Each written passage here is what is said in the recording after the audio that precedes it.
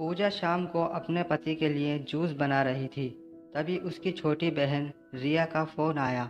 पूजा ने जल्दी से फ़ोन रिसीव किया और कहा, मैं अभी तुझे ही याद कर रही थी। तुझे आम का जूस पसंद है ना, इसलिए जब भी बनाती हूँ हमेशा तेरी याद आ जाती है। पर पूजा की बहन रिया बिल्कुल खामोश थी। जब पूजा ने उसकी खामोशी का कारण पूछा तो रिया की सिसकियों की आवाज़ पूजा के कानों में साफ सुनाई पड़ रही थी। पूजा बहुत घबरा गई और उसने रिया से जोर देकर पूछा कि आखिर हुआ क्या है। तब रिया ने डरते डरते बताना शुरू किया कि अभी मेरे मोबाइल पर किसी अनजान व्यक्ति का फ़ोन आया था और वह मुझे कह रहा था कि वह मुझे जानता है और उसके पास मेरी कुछ फ़ोटोज़ हैं और अगर मैंने उसकी बातें और शर्तें नहीं मानी तो वे उन फ़ोटोज़ को इंटरनेट पर डाल देगा। तब पूजा ने रिया से कहा, रिया ऐसे ही कोई गलत नंबर होगा, कोई सिरफिरा ऐसे ही तेरे मज़े ले रहा होगा, तू डर मत, कुछ नहीं होगा ऐसा वैसा। तब रिया ने घबराते हुए कहा, दीदी मुझे उस इंसान से डर नहीं लग रहा, पर मुझे उसकी बातों से बहुत डर लग रहा है। यह कहकर रिया रोने लगी। तभी पूजा ने कहा, तो बताना उस इंसान ने क्या कहा है तुझे।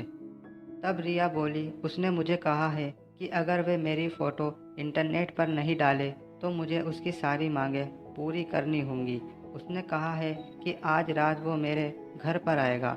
और इतना कहते ही रिया ज़ोर ज़ोर से रोने लगी और रोते रोते बोली, दीदी मुझे उसकी बातें सुनकर घिन आ रही है। ऐसा लग रहा है जैसे उसने मेरे साथ कुछ गलत कर दिया हो।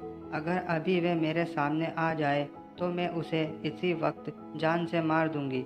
इतना कहकर रिया चीखने लगी।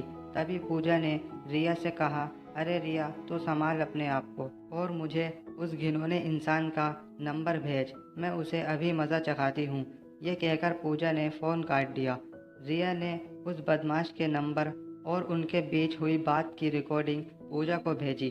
जब पूजा ने वे रिकॉर्डिंग अपने पति को सुनाई तो दोनों के होश उड़ गए। पूजा और रिया दो बहनें हैं। उनकी मम्मी का अभी 3 साल पहले ही देहांत हो चुका है और पूजा की शादी अभी 1 साल पहले ही हुई थी। घर में बस अब उसके पापा और रिया ही हैं।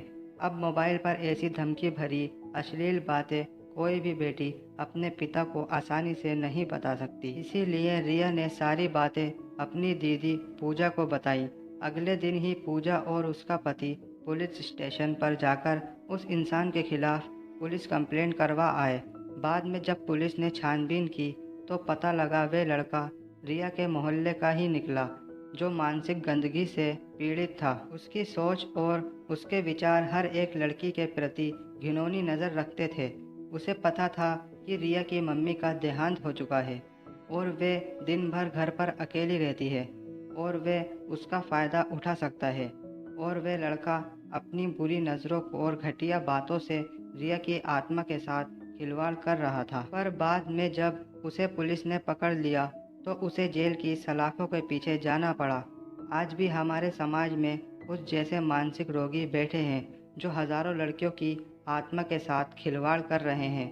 इनमें से कुछ लड़कियां तो मजबूत होती हैं जो ऐसे रोगियों को अच्छा सबक सिखाती हैं और कुछ लड़कियां उनसे डर जाती हैं और उनकी मांगों को पूरा करते करते उनकी घिनौनी नज़रों का शिकार बन जाती हैं। दोस्तों, ये कहानी आपको कैसी लगी हमें कमेंट में ज़रूर बताना और हमारी वीडियो अच्छी लगी हो तो वीडियो को एक लाइक ज़रूर से करना और हमारे चैनल पर नए हो तो चैनल को सब्सक्राइब ज़रूर करना। कहानी सुनने के लिए धन्यवाद दोस्तों।